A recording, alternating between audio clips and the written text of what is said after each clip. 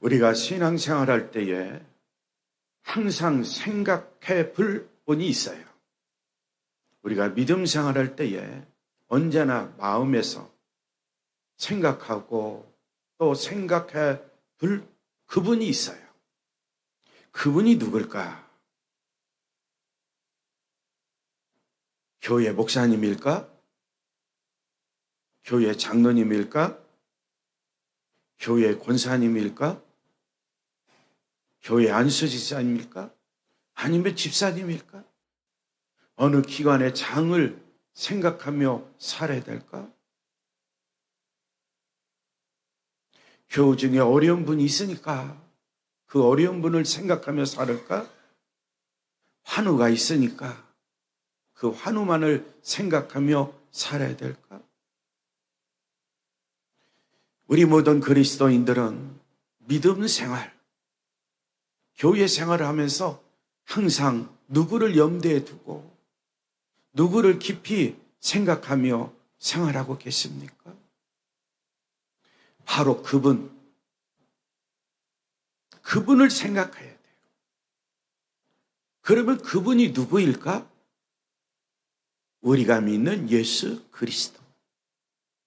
늘 마음속에 끊임없이 쉬지 않고 잊지 않고 이 중심에서 예수 그리스도를 깊이 생각하며 사는 우리 그리스도인들이 꼭 되시기를 바랍니다. 세상 사람도 생각할 수 있어요. 우리 부모님도 생각할 수 있어요. 권력자들을 생각할 수 있습니다. 어렵고 힘든 사람도 생각할 수 있어요. 그러나 나는 어떤 존재로 살아가고 있는가? 나는 하나님의 자녀다. 하나님의 백성이다. 천국 시민권자다. 나는 그리스도인으로 살아가고 있습니다. 그리스도인이라면 그리스도를 늘 생각하며 살아요. 오늘부터 이제는 생각하는 비중을 세상의 것에서 예수 그리스도. 지금까지는 예수 그리스도의 생각을 10%만 했다면 이제는 20%, 30%, 40%, 50% 최소한 60점은 맞아야 되겠죠. 60% 이상 생각하며 사는 그리스도인이 됐으면 좋겠어요. 또 더 나가서 지금은 모르겠지만 일종 면허 자격을 취득하려면 시험을 봤는데 예전에 저는 70점이더라고요. 70점. 70점. 70% 이상은 예수를 생각하며 살면 좋겠어요. 나머지는 세상을 살아가면서 이 생각도 할 수 있고 저 생각도 할 수 있잖아요.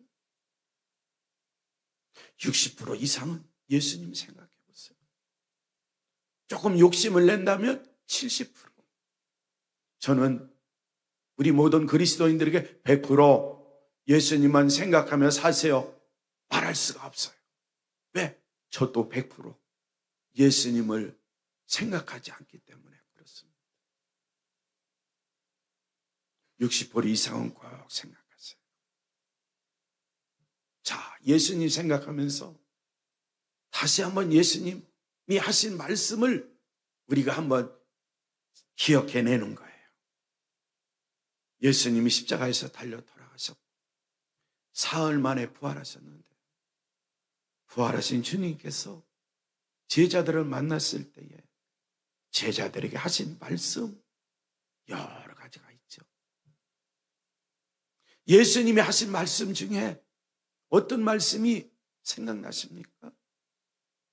나에게 주어지는 말씀이 곧 내게 은혜가 되는 말씀이에요.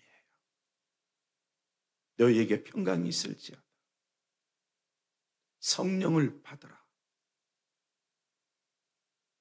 보지 않고 믿는 자가 더 복되도다. 우리가 성씨를 교독했죠. 교독문에도 나오죠. 사랑하는 그의 제자 베드로를 보고서는 너는 나를 사랑하느냐? 이제 더 나가서 승천을 앞둔 예수님, 제자들에게 또 어떤 말씀을 들려주셨을까? 너희는 온 천하에 다니며 만민에게 복음을 증거하라. 예루살렘을 떠나지 말고 아버지께서 약속하신 것이 있으니 너희들은 이곳에 머물러 있어라. 우리 모든 그리스도인들이 잘 아는 사도행전 1장 8절 말씀은 다 암송하시죠? 우리 주님께서 승천하시기 직전에 제자들에게 하신 말씀이에요. 사도행전 1장 8절입니다. 암송 못하신 분은 이쪽을 보시면 성경 구절이 나와 있어요.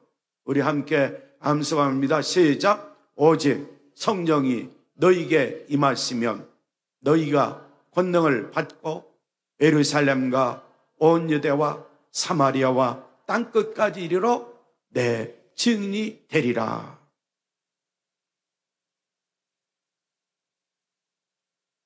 예수님은 성령에 관한 약속의 메시지를 주셨고요. 그리고 예루살렘을 떠나지 않고 너희들이 이곳에 머물러 있으면 때가 되면 아버지께서 약속하신 성령을 주실 것이다 라고 말씀하시면서 성령에 관한 메시지, 오직 성령이 너희에게 임하시면 너희가 권능을 받고 예루살렘과 온 유대와 사마리아 땅끝까지 이르러 예수님의 증인된 삶을 살 수 있다라는 메시지를 남기셨어요. 그런데 사도 바울을 통해서 주신 하나님의 메시지는 실체하지 말라. 이는 방탕한 것이니 오직 성령의 충만함, 성령으로 충만함을 받으라 라고 말씀하고 있어요. 예수님이 하신 말씀과 하나님께서 사도 바울을 통해서 주신 메시지 한번 연결시켜 보라. 성령이 너에게 임하시면 권능을 받는다. 그런데 사도 바울을 통한 가르침은 성령의 충만함을 받으라 라고 말씀하고 있어요. 왜 성령의 충만함을 받아야 될까?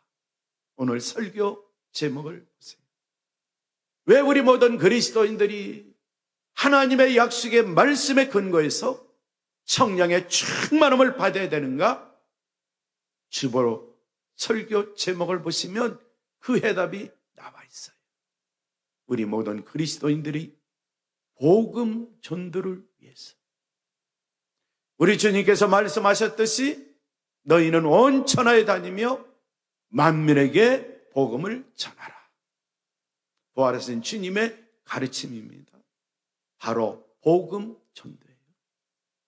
그렇기 때문에 우리는 주님께서 말씀하신 것을 나의 사명으로 받아들여서 이 땅에 사는 동안 성령으로 기도하고 성령 안에서 기도하면서 사중 복음, 복음 전도에서 좀 더 구체적으로 중생의 복음, 성결의 복음, 치유의 복음, 재림의 복음을 증거하는 예수 그리스도의 증인된 삶을 살게 해달라고 끊임없이 기도하며 생활하는 우리 그리스도인들이 꼭 되시기를 바라요. 특별히 성령 충만, 한마디로 요약하면 섬김과 증거를 위한 능력과 권위를 말하는 거예요. 우리가 이 땅에 사는 동안 예수님처럼 섬김의 도를 실천해야 돼요. 내가 이 땅에 온 것은 섬김을 받으려 함이 아니라 섬기러 왔다고 말씀하고 있어요. 우리는 이웃들로부터 섬김을 받기를 원하시죠? 내가 먼저 이웃들을 섬기세요. 내가 먼저 이웃들을 섬기면 이웃들로부터 반드시 섬김을 받게 되어 있어요. 내가 다른 사람들로부터 먼저 섬김을 받고자 하면 다른 사람이 나를 바라볼 때 어떤 시각으로 나를 바라볼까? 한번 생각해 보신 적이 있습니까? 가정에서도 우리 부모님들이 자녀들로부터 섬김을 받기를 원하십니까? 역으로 생각하세요. 내가 먼저 자녀이지만 섬겨야지. 지금까지도 자녀들을 위해 섬겼는데 앞으로 계속해서 자녀들을 위해서 섬김의 도를 실천해야지. 이런 믿음의 확신을 가지고 하나님의 말씀에 따라 섬기며 생활해 보세요. 그 자녀들은 부모님의 섬김의 도를 지켜보면서 나도 부모님을 잘 섬겨야 되겠다. 나도 결혼해서 자식을 낳으면 우리 부모님처럼 내 자녀들을 잘 섬기며 살아야 되겠다. 이런 마음이 속에서부터 일어난다. 또 한편 우리 그리스도인들은 하나님의 말씀을 통해서 이와 같은 이론은 너무나 잘 알고 있어요. 그렇지, 내가 먼저 섬겨야지. 내가 먼저 섬겨야지. 이런 마음은 주어지는데 이제 행동에 있어서 섬기지 못하는 이유가 왜 그럴까? 바로 성령 충만하지 못해서 그래요. 성령 충만하면 섬김을 위한 능력을 받습니다. 하나님께서 성령을 통해서 섬길 수 있는 능력을 허락해 주십니다. 그래서 부모로서의 권위 사라집니다. 목사로서의 권위 사라집니다. 교회 직분자로서의 권위 사라집니다. 그래서 우리 모든 그리스도인들이 가정에서, 직장에서, 사업장에서, 그리고 교회에서 이웃들을 잘 섬기며 생활할 수 있어요. 우리 그리스도인들 회사에서 쉬어라면 이처럼 예수님이 가르쳐 주신 섬김의 도를 알고 성령이 충만하면 회사의 회장이라 할지라도 지금 갓 입사한 사원까지도 회장님이 사원님에게 섬김의 도를 실천하며 생활할 수 있다는 거예요. 오늘날은 밑에 직원이 상급 직원을 섬기는 것이 아닙니다. 이제는 시대의 변천이 있어요. 상급 직원이 하급 직원을 잘 섬길 때 회사도 잘 돌아갑니다. 교회도 더 말할 것도 없고요. 가정도 마찬가지입니다.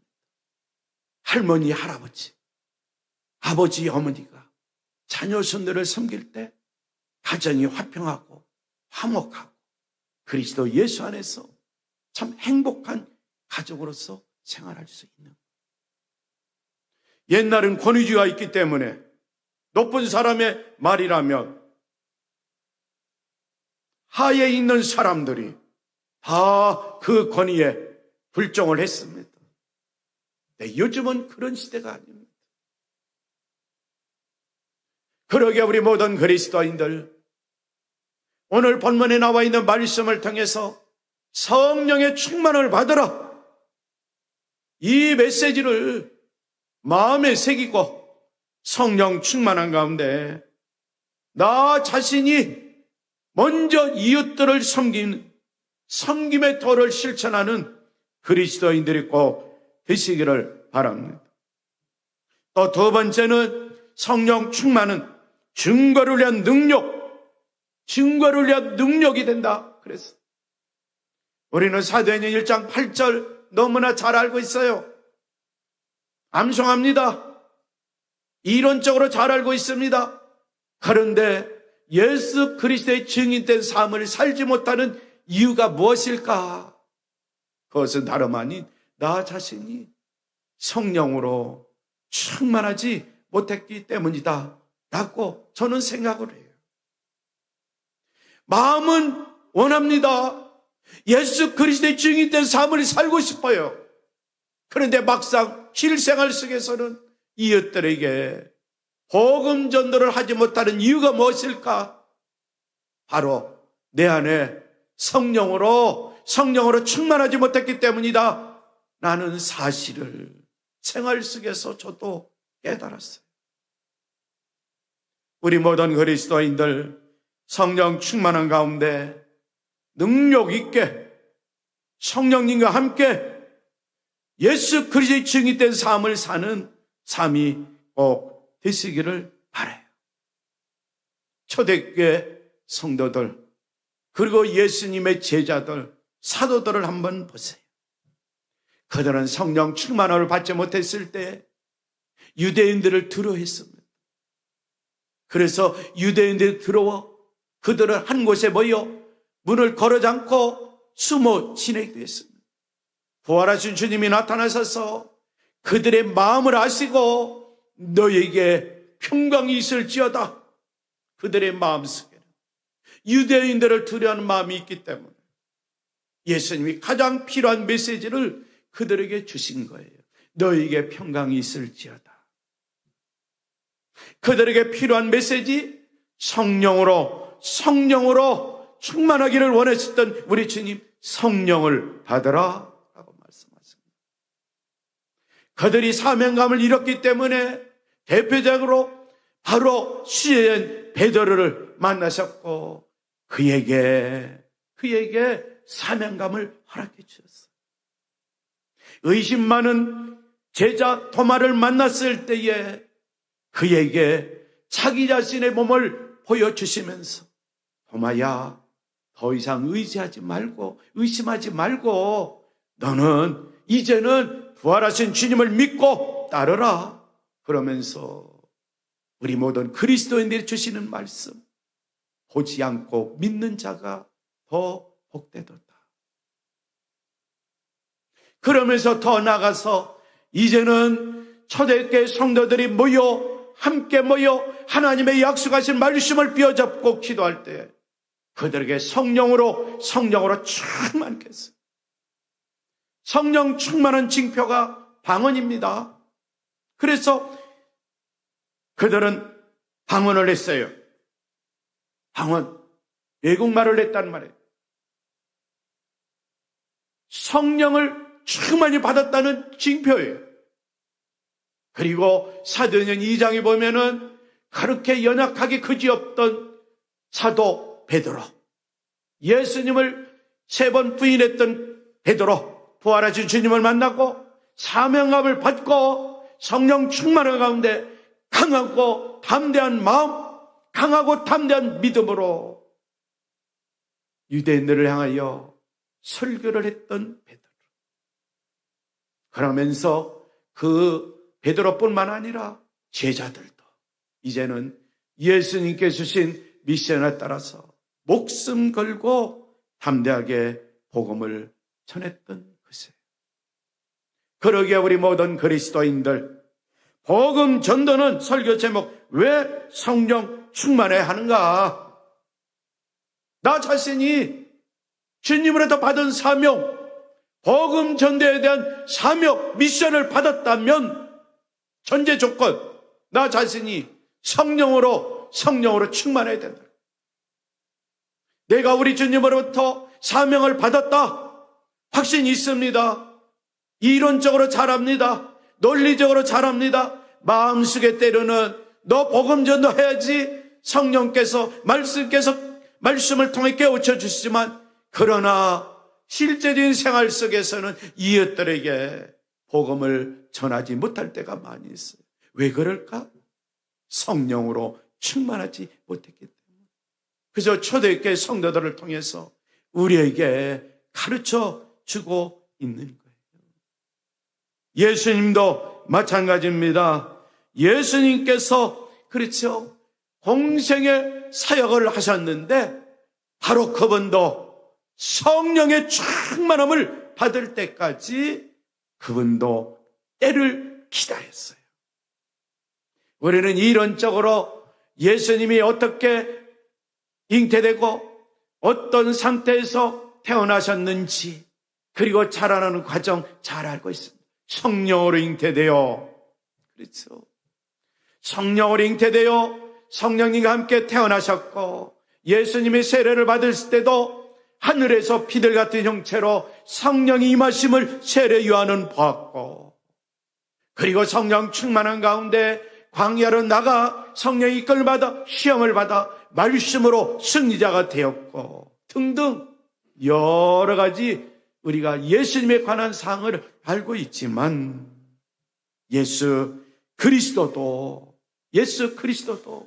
성령으로 충만을 받고 때가 되니까 예수님이 세상에 나가서 3년 반, 3년이라고 하는 학자도 있고 3년 6개월로 보는 학자도 있는데 3년 동안 공생의 기간을 보내면서 복음 전도에 앞장섰다고 성경은 말씀하고 있어요.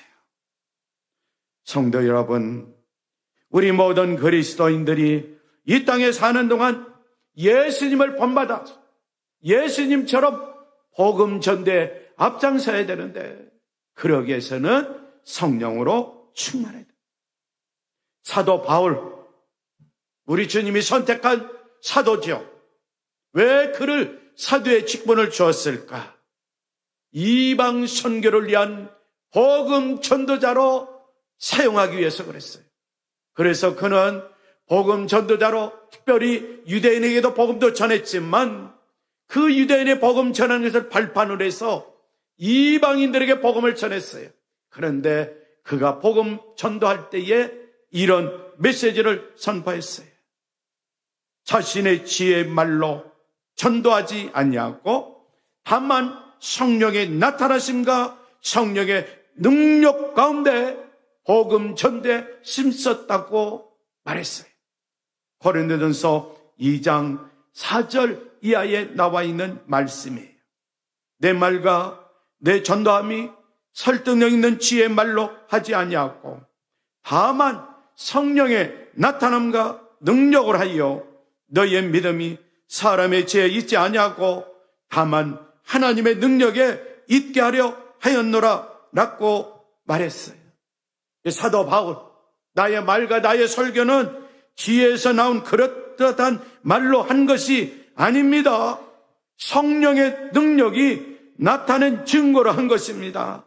그것은 여러분의 믿음이 사람의 지혜에 바탕을 두지 않고 하나님의 능력에 바탕을 두고 복음 전도도 하고 생활 속에서도 그렇게 살아라 라고 사도 바울이 고린도전서를 통해서 우리에게 가르쳐주고 있는 것을 볼 수가 있어요. 성도 여러분, 성령 충만은 뭡니까? 섬김과 증거를 위한 능력과 권위를 나타냅니다. 성령 충만 깨달라고 오늘 이 시간 합심으로 기도합시다.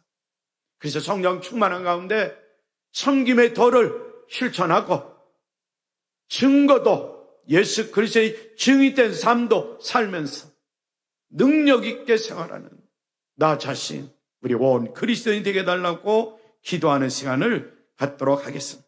다시 강조합니다. 중요하기 때문에 사도들 성령 충만을 받으니 방언을 말했습니다. 설교를 했습니다. 담대하게 복음을 증거할 수 있었습니다. 그러기에 우리 모든 그리스도인들에게 또 성령 충만은 절대적으로 필요한 거예요. 뭐 하기 위해서? 참된 섬김과 예수 그리스도의 증인된 삶을 살기 위해서 그랬던 거죠.